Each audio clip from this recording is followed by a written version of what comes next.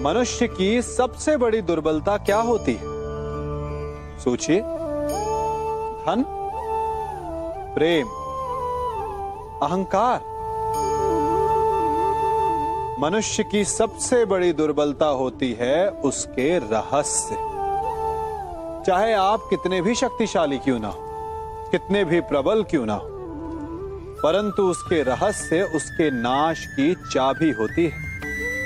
इसलिए यदि प्रबल रहना है, शक्तिशाली रहना है, समर्थ रहना है, तो अपने रहस्य को किसी को भी ना बताएं, ना मित्र को और ना ही शत्रु को, क्योंकि समय पड़ने पर कब कौन शत्रु हो जाए ऐसा कहना संभव नहीं।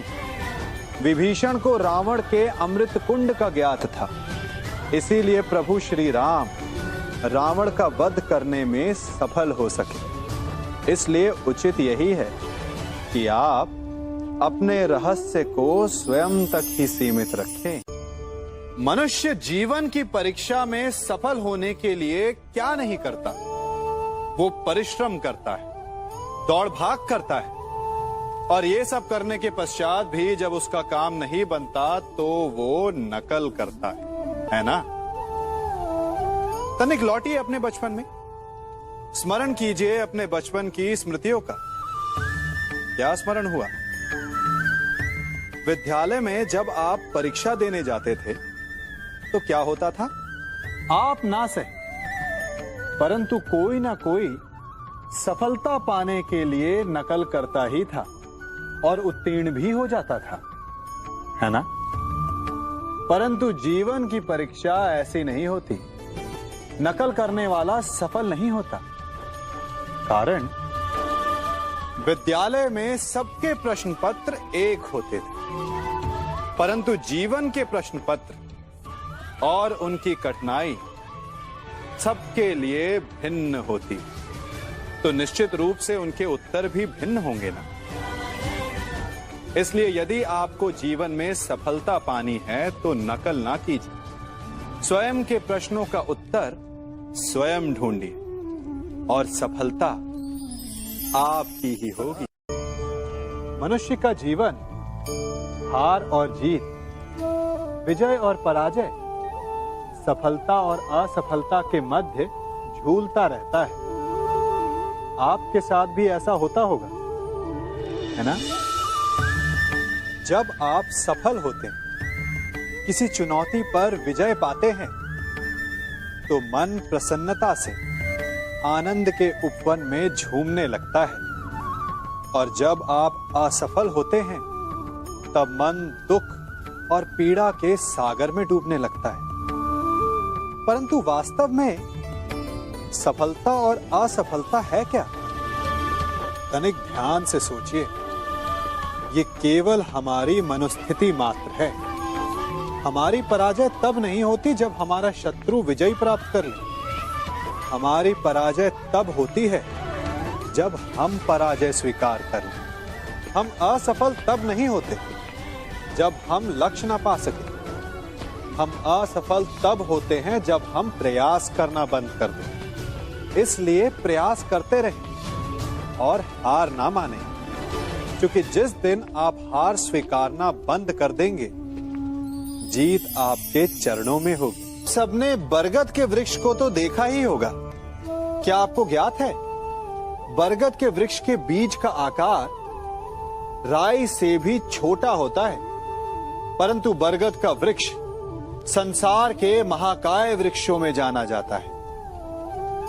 जब उसका जन्म होता है तब उसमें वो जटाएं, वो शाखाएं नहीं होती, परंतु जैसे जैसे उसका विस्तार होता है, जैसे जैसे वो अधिक शाखाओं का भार उठाता है, अधिक पत्तियों का सृजन करता है, वैसे वैसे उसकी शाखाएं जटाएं बनकर जड़ तक पहुंचती है और इस वृक्ष को सहारा देती है। ये जीवन का बहुत महत्वपूर्ण पथ है। बिना लोभ लालच शुभ कार्य करें, अन्य लोगों की सहायता करें। धीरे धीरे आपने जिनकी सहायता की वो आपके सहायक बनते जाएं। आपकी जड़ों को और बलशाली बनाएंगे, आयु, मान और आकार बढ़ाएंगे। सहजीवन, सहायता और निष्काम कर्म आपको मृत्यु के पश्चात भी मरने नहीं देगा, आपको अमर रखेगा। हमारा शरीर प्रकृति का एक महान आविष्कार है। इससे जटिल संरचना संसार में और कोई नहीं। हमारा शरीर जितना जटिल है, यदि इसे ठीक से जाना जाए तो इससे अधिक सरल ज्ञान देने वाला और कोई नहीं। हमारे शरीर में 5 इंद्रियां होती हैं जो हमें भाव, गुण और वस्तुओं का बोध कराती हैं। हमारे पास आंखें हैं, नाक है, स्पर्श के लिए त्वचा है, कान है और जीभा है। सबका भिन्न भिन्न कार्य है। आंखों से देखना, कानों से सुनना, नथनों से श्वास लेना, त्वचा से स्पर्श करना और जीभा से स्वाद लेना। परंतु क्या आपने कभी सोचा कि प्रकृति ने हमें 2 आंखें दी, 2 नथुनें दी, 2 कान दी, स्पर्श के लिए ये पूरा शरीर दिया, परंतु जीभा केवल 1 दी? ऐसा क्यों? क्योंकि प्रकृति चाहती है कि हम देखें अधिक, सुने अधिक और ज्ञान अधिक अर्जित करें, बोले कम। क्योंकि अधिक वाचाल नाश को निमंत्रण देता है। स्मरण रखिएगा।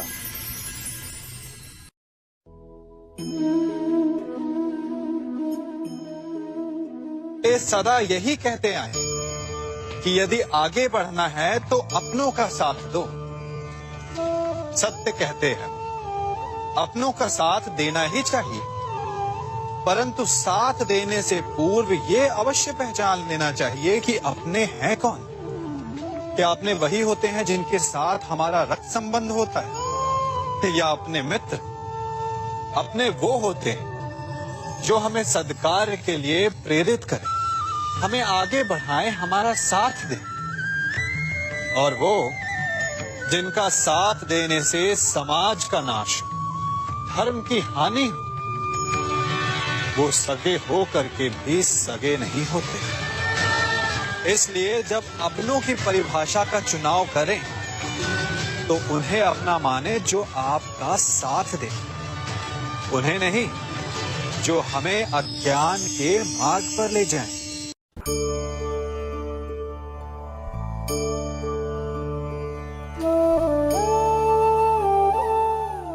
आप जिनसे प्रेम करते हैं, सदा उनके समीप रहना चाहते हैं, नहीं चाहते कि कभी अपनों से दूर होना पड़े, बिछड़ना पड़े।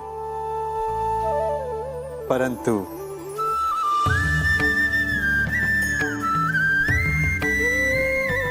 एक समय के पश्चात अपनों से दूर हो जाना उन्नति के लिए आवश्यक है। आप माता पिता हैं ना? यदि आप अपनी संतान के जीवन के हर पग पर उनका मार्गदर्शन करते रहेंगे तो आपकी संतान स्वयं मार्ग चुनना कैसे सीखेगी? मार्ग के कांटों से स्वयं को बचाना कैसे सीखेगी? इसीलिए एक समय के पश्चात अपनों से बनाई गई दूरी सदा लाभदायक रहती है। आज मैं आप सबको एक कथा सुनाता हूं। एक दिन प्रातः एक व्यापारी अपने घर से निकला। घर से निकलते ही एक बिल्ली ने उस व्यापारी का मार्ग काट दिया। व्यापारी घबरा गया। वो फिर से घर लौट गया और शुभ घड़ी की प्रतीक्षा करने लगा। और जब वो पुनः अपने घर से निकला तब वो वाहन जा चुका था जिससे राजा तक पहुंचकर उसे भेंट देनी थी। राजा को भेंट नहीं मिली। राजा क्रोधित हो गए। राजा ने उस व्यापारी का व्यापार बंद करवा दिया। इस कारण व्यापारी क्रोधित होकर घर पर अपनी पत्नी से लड़ बैठा।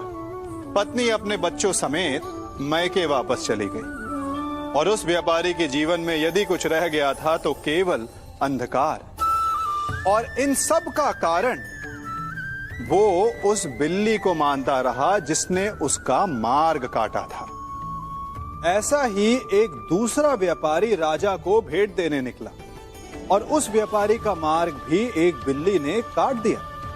वो व्यापारी तनिक घबराया, परंतु उसने आगे बढ़ना अधिक उचित समझा। राजा तक वो समय पर पहुंचा। उसने राजा को भेंट दी। राजा प्रसन्न हुए और राजा ने व्यापारी को अपना व्यापार बढ़ाने की अनुमति दी, स्वर्ण आभूषण दी। जब व्यापारी घर पर पहुंचा तो पत्नी को आभूषण और अपने बच्चों को देने के लिए वस्त्र थे उसके पास। हर ओर प्रसन्नता थी। समझ रहे हैं ना? दोनों के साथ एक ही प्रकार की घटना हुई, परंतु दोनों की प्रतिक्रिया भिन्न थी। ऐसा ही हमारा जीवन भी है। हमारे जीवन में प्रारब्ध का अपना स्थान है, परंतु उससे कई अधिक महत्वपूर्ण हमारी प्रतिक्रिया, हमारे सोच का प्रभाव है, क्योंकि यही हमारे जीवन को आकार देते हैं। इसलिए अपनी सोच को सकारात्मक रखिए। आपका जीवन सदैव आनंदमय।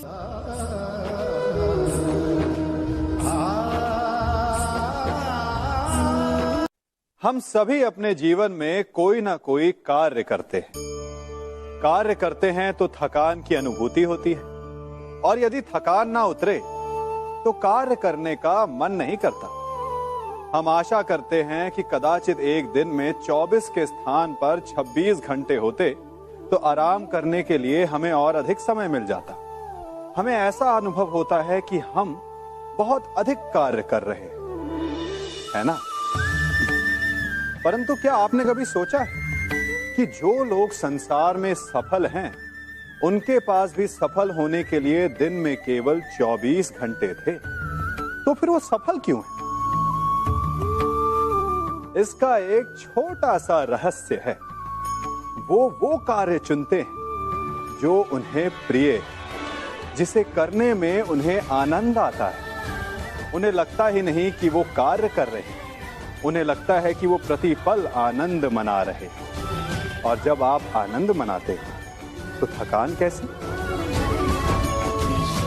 इसलिए यदि आप जीवन में कोई भी कार्य करें तो वो आपके मन को भाना चाहिए, या जो कार्य आप कर रहे हैं उसे अपने मन को भा देने दो। सफलता आपको मिलेगी। कभी सोचा है हमारा जीवन भी उस रेत की घड़ी की भांति है? जो रेत नीचे गिर चुकी है वो हमारा अतीत है, जो अब भी ऊपर है वो हमारा आने वाला भविष्य है, और वर्तमान ये संकुचित स्थल है जहां से धीरे धीरे करके रेत गिर रही है। अर्थात हमारे पास जीने के लिए यही एक क्षण है। उसका उपयोग कैसे करना है ये हम पर निर्भर करता है। जो बीत गया उसका दुख मनाना है, या जो भविष्य में होने वाला है उसकी प्रतीक्षा में क्रोध करना है। सब कुछ करने के लिए यही एक क्षण है। प्रसन्न रहना है तो उसके लिए भी यही एक पल है। प्रतीक्षा करते रहोगे तो ये पल भी भूतकाल में बदल जाएगा।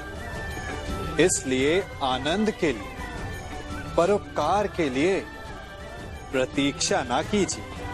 आपके पास जो पल है उनका भरपूर सदुपयोग कीजिए, क्योंकि इस घड़ी को पलटकर आप फिर से समय अवश्य गिन सकते हैं, परंतु अपना बीता हुआ समय आप वापस नहीं लौटा पाएंगे।